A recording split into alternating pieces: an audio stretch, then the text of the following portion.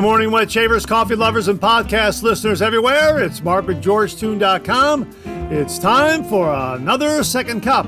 So grab a cup of coffee, kick back, relax, put in those earbuds, adjust that speaker volume, and let's talk some wet shaving and a few other things in podcast form. What is Second Cup? Second Cup is a podcast that will give you some additional information that didn't make the Monday morning mailbag deadline. This might be something that is time sensitive. For instance, a sale that could be ending before the next Monday morning mailbag airs, or a piece of late breaking information that viewers have passed along that is equally time sensitive, or something else regarding the wet shaving world that needs to be broadcast in a timely fashion. And we'll also have some time to chit chat and discuss some other things like coffee, movies, streaming shows, books, that sort of thing. So thanks for tuning in to Second Cup. And I hope you subscribe to the podcast, where you can also find episodes of the Monday Morning Mailbag in podcast form. I hope you're enjoying a cup of coffee with me. We'll get the show underway in just a moment. Thanks for joining me.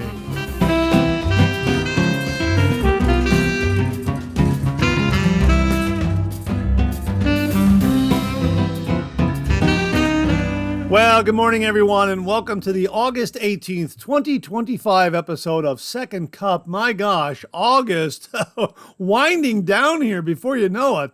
It'll be September. My goodness, where is the summer going?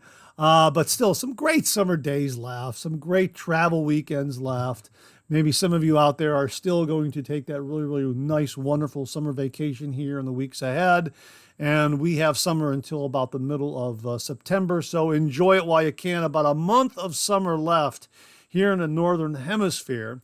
Also reminds me to let you know, we're going to mention this later on the show, but I'll mention right now that the spring and summer seasonal scents from Phoenix Shaving are only going to be available until August 31st, 2025. So after August 31st, 2025, those wonderful spring and summer scents that they have been releasing all summer long here will no longer be available. So just so you know, you got until August 31st, 2025 to get some of that Phoenix Shaving summer and spring scent goodness. So great to be with you this morning. I hope you're enjoying a cup of coffee with me. We've got here McDaniel's coffee again, donut shop, single serve Keurig cups. That's my unused Keurig cup right there that you hear. And we're using my Kellogg's Cereal City. There you go. Coffee mug with Tony the Tiger on it. Hang on 1 minute. Let me get another sip. Yeah, that's a good basic bargain coffee. That really is good. It's got some nice flavor to it. And just right out of my Keurig machine, just really, really tastes great. So I'm enjoying that this morning, and I hope you're enjoying a cup of coffee with me this morning. I also have a blueberry streusel muffin. I've already had a half this morning. Maybe I'll have the other half sometime, maybe after I'm done recording today's show, and I hope you're enjoying a cup of coffee. Maybe you got a muffin, maybe you got a bagel, I don't know, English muffin, something to enjoy with your coffee this morning. On Saturday, boy, did I have a good time on Saturday. I was able to get most of the Monday morning mailbag edited and completed, but there was an event I attended on Saturday. It was an afternoon event. It was wiffle golf. Have you ever played this, wiffle golf? Boy, this was a lot of fun. I had a great time, and it's a 9-hole course that was mapped out in a very, very wonderful rural setting, going across these beautiful fields of nicely cut grass, and they have a hoop set down on the ground with the pin, and that's how you determine whether or not you've gotten the ball into the hole. You got to get it inside the hoop there, and it was just a lot of fun. I mean, I really enjoyed myself. I haven't golfed in years, and I took lessons years ago, and I really enjoy going out to the course with some friends and just, having a nice round of golf. And it's very, very rare that I do that. But this event was really a lot of fun because It's a little wiffle golf ball. It's got some holes in it, so it's not going to travel far if you take a pretty good swing at it. And just a lot of fun. I really, really enjoyed myself. Comment below and let me know if you've ever done a wiffle golf outing. That was really a lot of fun. And again, the golf course isn't sprawled out over a large area. It's a smaller area, and it's all kind of contained where everyone can walk to walking distance, and you're watching everyone play. It's 9 holes, and it was a lot of fun. And then there was a cookout afterwards, and they handed out prizes, for the team that had the most fun, the folks who broke their wiffle balls and crushed them because of the golf clubs they were using. I was using a 6-iron that someone provided. Thanks again to Chris Kasheri for that. Just had a great time. They had prizes for the lowest score, prizes for the highest score, prize for the team with the highest score. And we won, the team I was on, we won as the team that had the most fun, the best time. And believe me, I did. And our prize was a pen in the shape of a golf club. And I thought, wow, that's great. And you know what? I don't know where I put it. I have no idea where maybe I left it at the barbecue event there, where they had these great brats and hot dogs and other fixins that were there. It was great. And, maybe I left it behind. I don't know. I wanted to show it to everyone in the next Monday morning mailbag because we talked about pens this morning. So if it turns up, I'll make sure to set it aside, but I don't know. I think it might have fallen out of my pocket as I left. And, I even lost a $20 bill that I had in my pocket. And I was like, where the heck did that go? Oh, well, and here I'm walking around the house and there it is. So I found it and picked it up because, I dropped out of my pocket as I was coming back into the house. I got to get deeper pockets on the short pants that I wear. That's the whole thing. But hopefully that pen will turn up and we can show it to you in an upcoming Monday morning mailbag. If it doesn't, it was kind of neat. I had a little bit of a prize I got for, being out there and playing wiffle golf. It was a lot of fun, and it was a great outing. It was a great break in the action for me because Friday night into Saturday morning, as many of you know, I'm putting together the Monday morning mailbag, and there's a good deal of editing that goes into it. And then this afternoon, that afternoon wiffle golf outing was a nice break in the action. I got outside, I got some sunshine, met up with some great friends and great people, and then had a great cookout. And then when I got home, late afternoon, early evening, I was able to sit down and complete everything and get everything uploaded and bookmarks and everything kind of labeled and everything and links and all that other good stuff that goes with the Monday morning mailbag kind of put in place, and did the audio podcast, got that uploaded. So again, it was just a nice break in the action because it was a beautiful, beautiful day. A little on the hot side, but just a great, great summer day. Well, I hope it's a great summer day where you're at, and I hope the weather is agreeable wherever you are on the globe. Thanks so much for tuning in. I hope you're enjoying a cup of coffee with me this morning. Let's pay a few bills and we'll get the show underway in just a moment. Well, I received this email alert from Phoenix Shaving, a double drop dream team. Ride out the summer in style. Big Shave East and Sci-Fi Lime, a legendary double release. Shave cadets, the field is calling. Summer is here, and with it comes a double operation that will test your senses, sharpen your wits, and elevate your shaves to pulp status. Big Shave East, the original Frangipani Accord. Let me make sure I pronounce that right again. Frangipani. Yeah, Frangipani Accord. Born under the blazing sun somewhere in between Arizona and Florida, all the way back in 2018, this scent is fun, masculine, and impossible to ignore. Frangipani, tobacco, apricot, simple? Yes. Iconic? Flippin' absolutely. Big Shave East is your signal flare of summer, the scent that turns ordinary mornings into beach days. Wow, that one sounds absolutely wonderful. Kind of wrapping up the summer here. And again, August 31st, 2025 is the deadline to get these. That'll be the last available date. Here's the other one that they're releasing also with this double drop, Sci-Fi Lime, citrus, complexity, and cosmic vibes. Sci-Fi Lime is your cerebral sidekick. Persian lime with crisp, creamy undertones that awaken your mind and energize your senses. Tart, bright, invigorating. Perfect for those mornings when the blade is sharp and so are your senses. Wow, how about that? It's a great double drop. We'll have a link to both of them below, so check them out from Phoenix Shaving, Big Shave East, and Sci-Fi Lime. Okay, once more, wanted to give you this warning because this was also in the Phoenix Shaving email newsletter. Warning, spring and summer seasonal scents are only around until August 31st, 2025.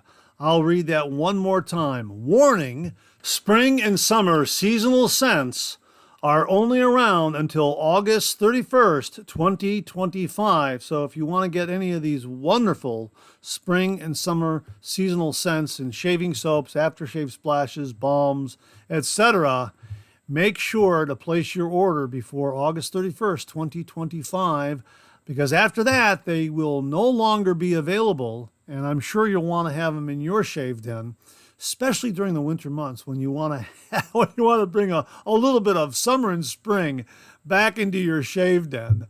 I know that I've got some favorite summer and spring scents from Phoenix Shaving in my shave den that I'll pull out on a cold winter day and have a nice warm lather and think, oh yeah, summer. Oh yeah. So once again, warning, spring and summer seasonal scents are only around until August 31st, 2025 from Phoenix Shaving. Also wanted to share a personal message from Douglas Smythe of Phoenix Shaving that was also in the latest Phoenix Shaving email newsletter. And he writes, Shave Cadets, I have returned from a most epic 6-week backpacking adventure. While it was a blast and most definitely character building, it feels so good to be home where I will ride out the rest of the summer with you fine folks. I hope Fran really took care of you all in my absence, and I suspect she did. I'm a little sad I missed some of the bigger releases. I am stoked to be back in time for Sci-Fi Lime and Big Shave East, two that I personally reach for quite a lot. Thanks for getting through the newsletter and showing up. From the bottom of our hearts, thank you for joining us on these epic summer adventures, for trusting us to make your shaves unforgettable, and for keeping the spirit of the Phoenix Shaving universe alive. Every shave, every bundle, every cube collected, it's all part of this journey we take together. You inspire us to keep creating, innovating, and pushing the boundaries of scent and story. Shave on and stay groovy, Douglas, Fran, Hux, Cube, and the entire Phoenix Shaving team. Now, on this morning's Monday Morning Mailbag, in the questions and comments section, we talked about a new blog by our friend Jim Mullins, Colonel Mully, called Mully Shaves. And you know what? It's terrific. There are some great articles up there. And one happened to catch my eye, and I wanted to share that with you this morning, and we'll link it below. If you get a chance, get up there and check out the Mully Shaves blog. But this one is titled, The Razor I Never Wanted Until I Tried It. Now, this is about the Merkur Progress Adjustable Razor. I have one, and Colonel Mully acquired his in the same way that I acquired mine. We bought it from a previous owner. He bought his from a friend. I happened to buy mine from a fellow wet shaver. I can't remember who I purchased it from, but I think it was only used once. It was either the Merkur Progress that was only used once, or it was the Merkur Futur adjustable razor. Can't quite remember which one. I'm not sure. I think either the Progress or the Futur was used once by the previous owner and said, hey, listen, you know what? I'm selling it. And I bought it from that individual, and I bought each of those from previous owners. And again, I can't remember which one was used only once, but the point is that both of them were lightly used by the previous owner, and I love both of them. And the whole idea, the whole point of Colonel Mully's blog entry here is that, well, here, I'll let him say it right here. This is what he writes. I bought the Progress from a friend who was unloading a bunch of gear. At $30, I couldn't pass it up. If I didn't like it, I figured I could flip it in Japan for double without breaking a sweat. When it arrived, I tossed it on the shelf and let it sit for weeks. Didn't even open the box. I just wasn't in any hurry to try it. Now, if you continue reading that, he'll tell you all about his shaving adventure with it and how he really likes the razor now. And that was kind of my experience with the Merkur Progress as well.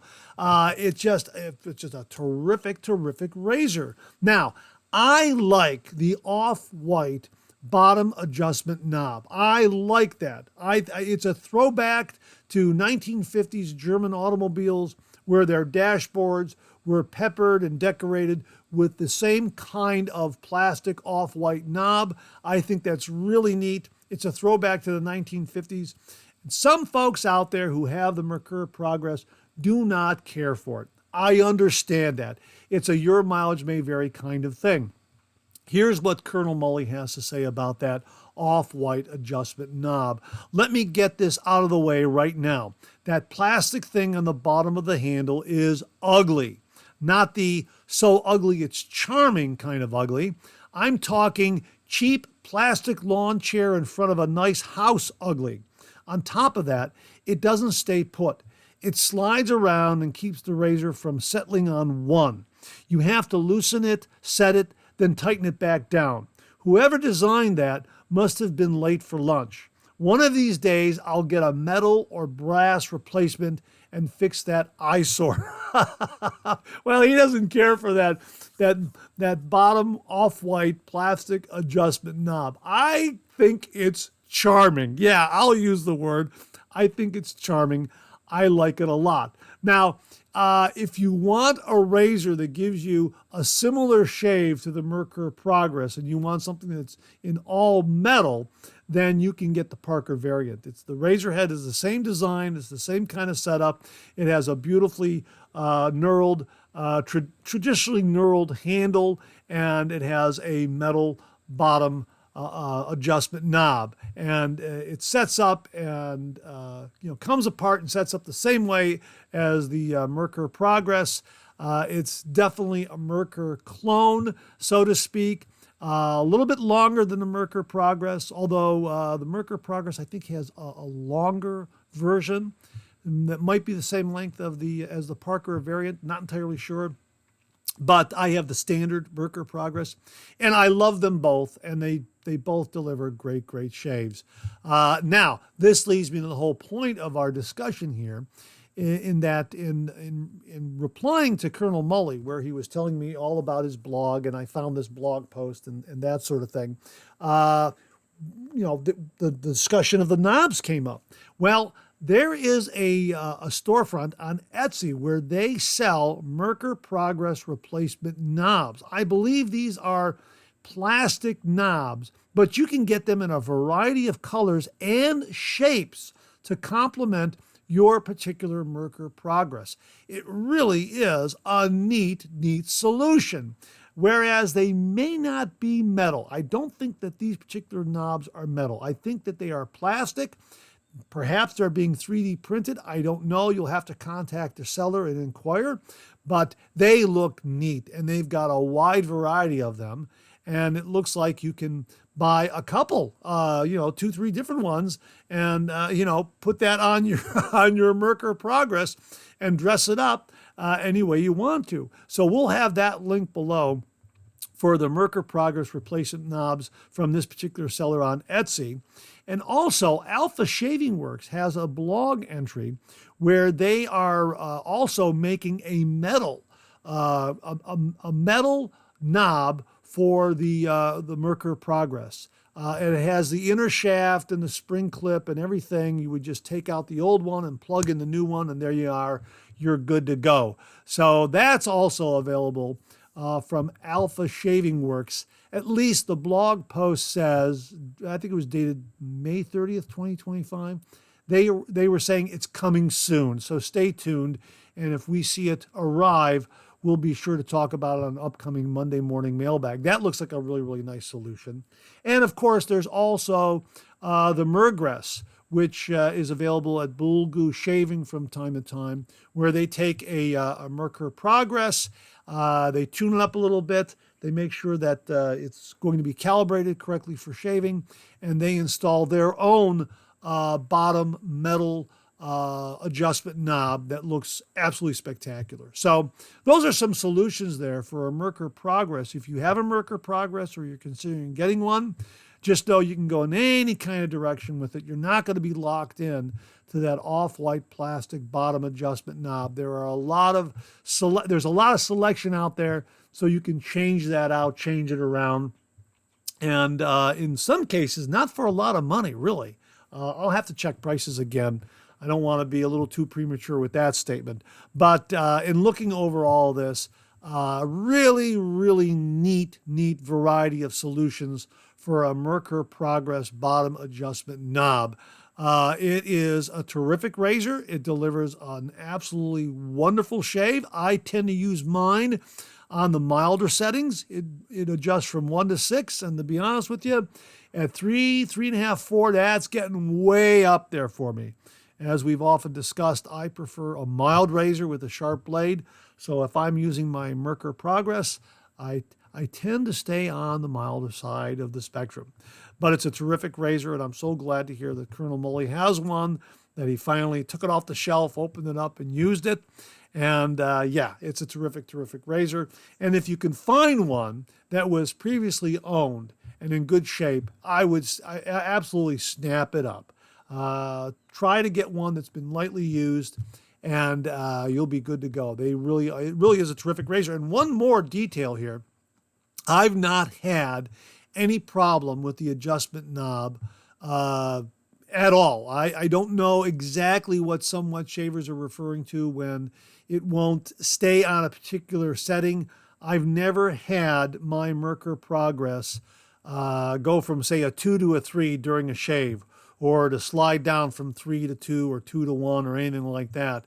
When I adjust mine, it stays rock solid on the level of aggression that I've set it to throughout that shave pass. So I really enjoy the razor. It's terrific. And again, if you want something that is all metal with the traditional knurled handle, check out the Parker variant. We'll also link that one below.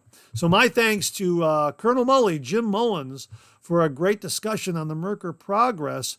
We'll link that blog post below so you can check it out.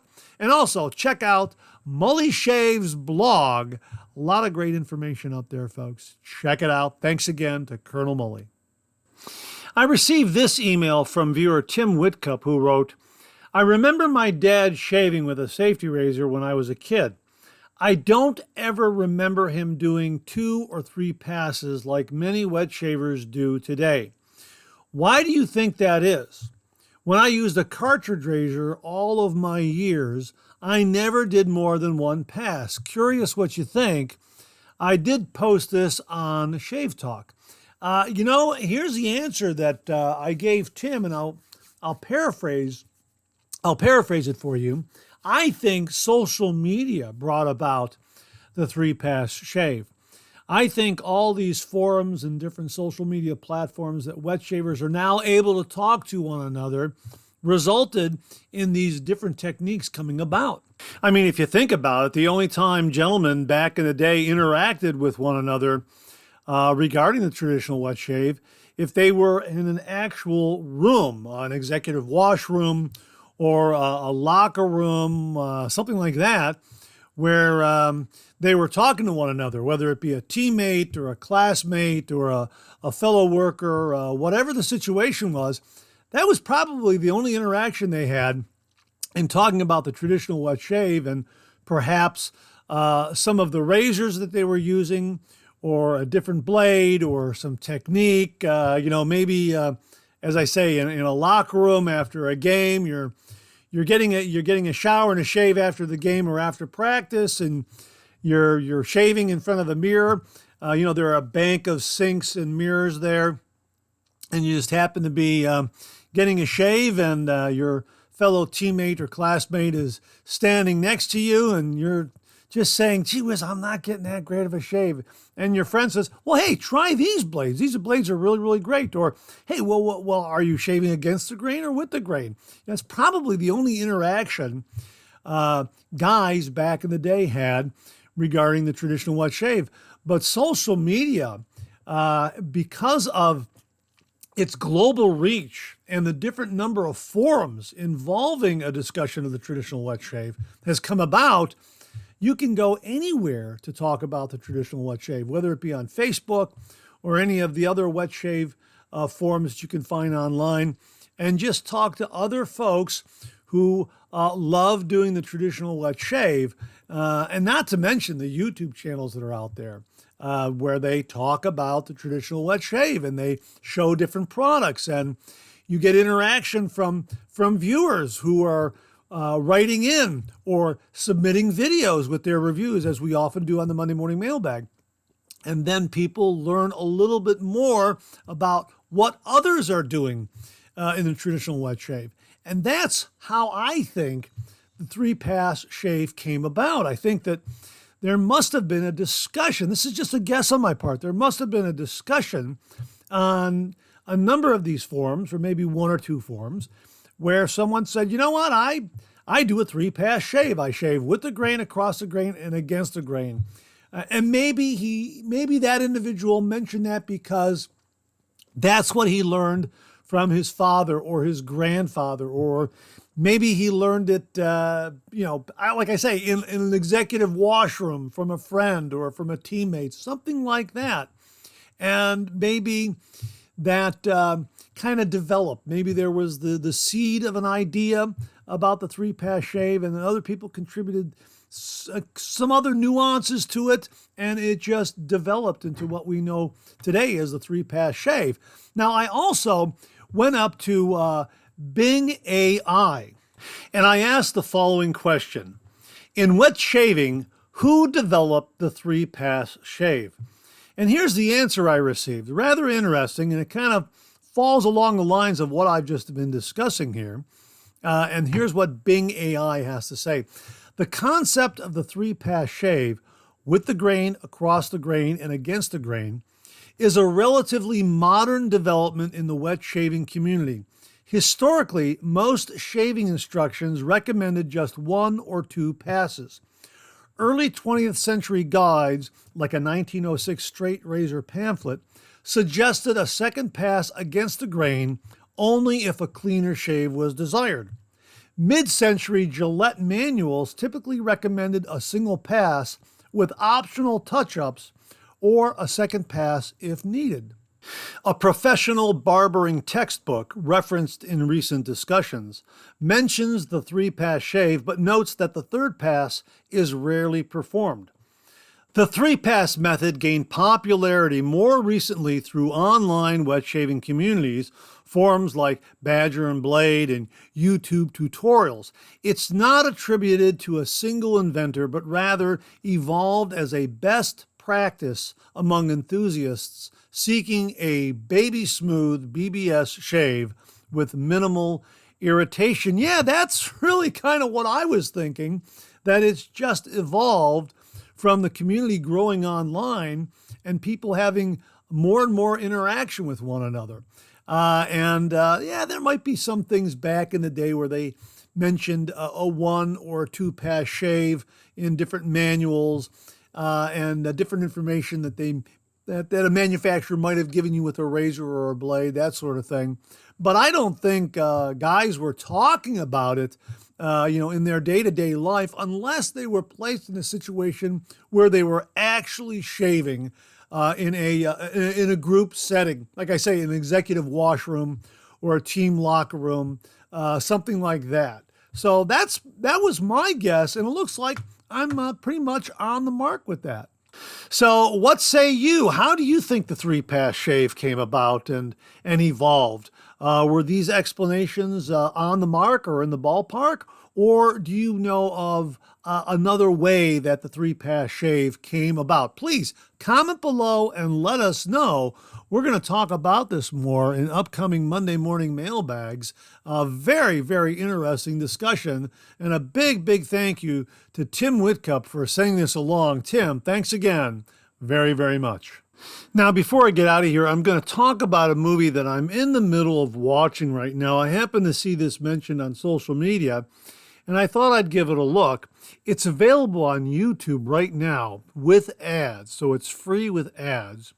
And I'll link it below, so if you're interested in watching it, maybe you can let me know what you thought of it. I have not finished it yet, but I'm rather intrigued. It's called The Harder They Fall. It stars Humphrey Bogart and Rod Steiger. It's from 1956, and it was Humphrey Bogart's last movie, and here's what it's about. This is the description from Amazon. A fight promoter hires a hard-luck sports writer to hype a simple Argentine boxer for the mob. So Humphrey Bogart is a sports columnist. He's lost his newspaper column with the newspaper, and he's looking for work.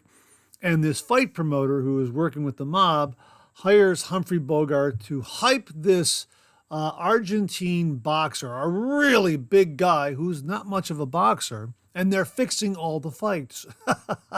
And Humphrey Bogart, who's been a pretty good, honest, decent sports columnist for a number of years. That's my assumption, as you know, from what I've seen in the movie so far. Now has to kind of get down in the mud and stretch the truth a little bit, so to speak. With all these fights being fixed. And the interesting thing I notice about this movie are lines of communication. In other words, the movie starts in New York, where they're setting this all up, and Humphrey Bogart, after being hired by the fight promoter, suggests that they go to the West Coast to start promoting this boxer because word won't travel back east. He'll stay on the West Coast. So by the time the boxer travels east, comes back to New York, well, you know, the word will probably have caught up all the hype about his boxing excellence and all the fights he's won before, you know, all the truth comes out. So I thought that was rather interesting because the global reach of the internet, word travels in an instant like that. And you can say or write something in Cleveland, Ohio, like I'm doing right now, and they're reading it down under in Australia, in Italy. I mean, word travels fast. It's amazing. But back in 1956, it didn't. So in order to, you know, hype this new boxer who wasn't much of a boxer, they decided to go to the West Coast and hype him a little bit and kind of cover up the fact that they're fixing these fights so that by the time they get back, I think they're traveling back east with all these fights. By the time they get back, you know, the sleaziness of their operation won't come to light until, you know, the fights back east in New York and everything are over with. At least that's kind of what I'm anticipating here. I'm only about 30 minutes in, but it's a pretty darn good movie. It's in black and white, and Humphrey Bogart gives an excellent performance. Rod Steiger is very, very good.